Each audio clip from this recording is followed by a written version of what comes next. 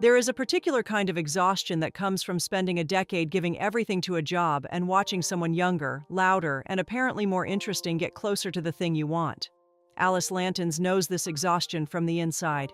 She is nearly 40. She edits for a Parisian women's magazine called Rebelle, and she has not received a promotion in 4 years. She has a daughter named Zoe, a well-meaning sister named Elizabeth, who keeps trying to pair her off with her gynecologist, and a life that has become so scheduled and work-focused that it has quietly stopped being interesting, even to herself.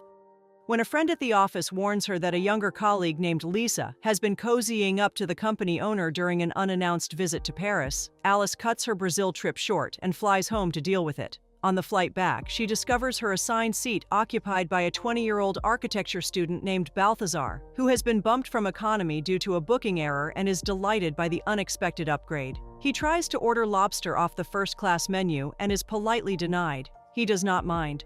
When the plane hits a patch of serious turbulence over the Atlantic, Alice grips the armrest with the specific terror of someone who has thought too carefully about the mathematics of aviation disaster. Balthazar talks her through it with easy, unhurried confidence, explaining the meteorology of intertropical convergence zones the way a person explains something they genuinely find interesting rather than something they are saying to fill space. It works. They land safely, exchange brief words, and part ways. He finds her flash drive under the seat and runs out to return it, but she has already left in a car. At the office, Alice walks into the particular purgatory of returning from a trip to find everything subtly wrong. Her boss, Vincent, tells her plainly that her writing has gone flat. The magazine needs energy. It needs a woman who makes readers dream. He points to Lisa, who has a burlesque side career, a successful body image blog, has been married 3 times across 2 genders, and apparently radiates the kind of effortless vitality that sells subscriptions. He does not say the word fired, but the word soon is very present between the lines. Alice leaves the meeting feeling like she has been issued a performance review on her own personality. Her assistant Claire eventually relays that someone named Balthazar has called multiple times about a flash drive. She thinks about it, calls the number, and agrees to meet him at a bar to retrieve it. He tells her the drive is actually at his apartment. She goes along, rides on the back of his scooter through the city, which she has never done with anyone before and finds harder to be casual about than she expected, and arrives at a small, cheerful apartment she does not expect. His father is there. His childhood girlfriend turns up unexpectedly. Balthazar finds the flash drive. She says no to coffee and leaves, and he watches her get into a taxi and asks if she might want to have coffee another time. She tells him kindly but clearly that dating someone his age is not her style. He accepts this. The trouble is that the evening was photographed. 2 colleagues from the bar followed them outside and got an angle of Balthazar helping Alice with her helmet that looks unmistakably like a kiss. They post it. By morning, the picture has been shared widely enough that the entire office has seen it. Vincent loves it. He tells Alice this is exactly the energy Rebelle needs, something unexpected, something alive. He is not interested in whether it is real. He is interested in what it sells. Alice's friend and colleague sees an opportunity and lays it out. Just be seen with Balthazar. Hold hands in public. Show up at events together. Let the city think what it wants to think. It is not actually dating him, just performing the idea of it. Alice finds the whole plan faintly distasteful. She also finds the alternative, watching her career slowly close around her, more distasteful still. She convinces herself the distinction matters and goes looking for Balthazar at his university campus. She shows up without calling, which is its own kind of signal. She tells him a story about an old boyfriend who looked like him and how meeting Balthazar reminded her of that time. She suggests they get to know each other, gives him an address for an art gallery opening that same evening, and tells him it will be full of people from her world. He arrives in the wrong clothes and does not notice. When a self-important artist at the event begins making Alice uncomfortable with a performance of intimacy she is not invited, Balthazar delivers a frank and genuinely funny critique of the man's work directly to his face, the kind of critique everyone else in the room had quietly formed and politely swallowed. The artist leaves. Alice laughs more freely than she has in some time.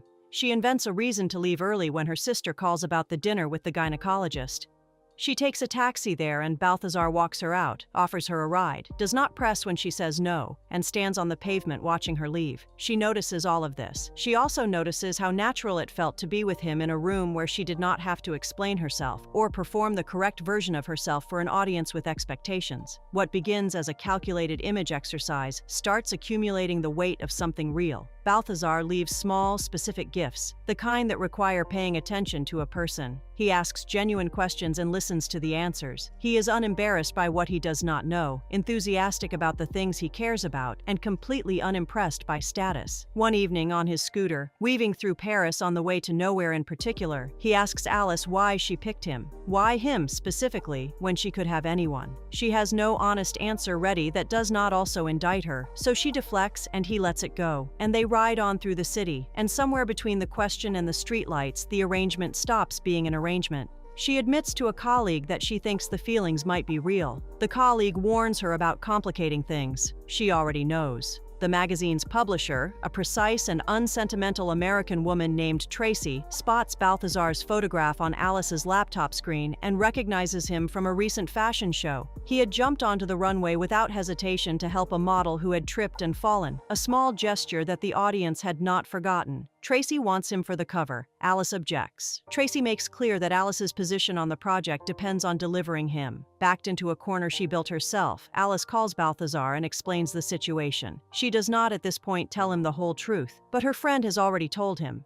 confessing that the original plan was entirely manufactured, that Alice had approached him to generate press and manufacture the appearance of a changed woman, that the scooter photograph was useful rather than accidental. Balthazar comes to the shoot anyway because he is still in love with her, and that is the kind of person he is. He sits in makeup, stands in front of the photographer, and tries to do something he has never done before for reasons that are no longer simple. When the photographer begins treating him with the specific contempt that some people in that industry consider direction, Balthazar starts to shut down. He cannot perform on command for someone who views him as a problem to be solved. He tries to leave the set. Alice, instead of standing with him or even pausing to acknowledge what he is feeling, tells him in front of the entire crew to apologize to the photographer and get back in position.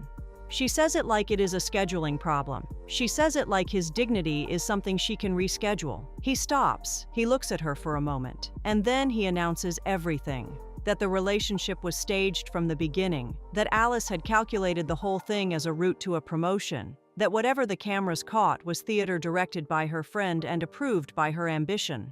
The room goes quiet. Alice is fired. In a single afternoon, she loses both the career milestone she spent 4 years angling toward and the person she had, without quite admitting it, begun to change for.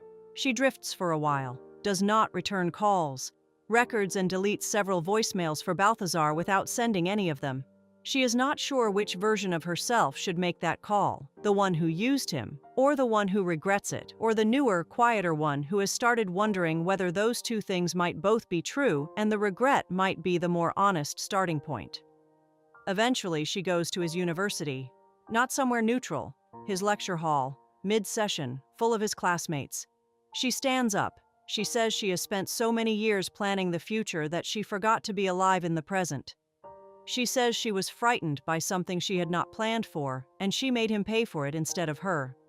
She apologizes without qualification or explanation. Balthazar comes down from the stage and kisses her. The students applaud. It is viewed from the outside, completely implausible. It is also by that point in the film exactly right. They leave together. She eventually writes an article that is honest in a way her work had not been for years, about desire and age and pride and the particular vanity of thinking the future needs to be controlled rather than lived into. It does well. She does not get the old job back. She starts something new. The film ends with a scooter, a city, and someone who does not know where they are going and no longer needs to.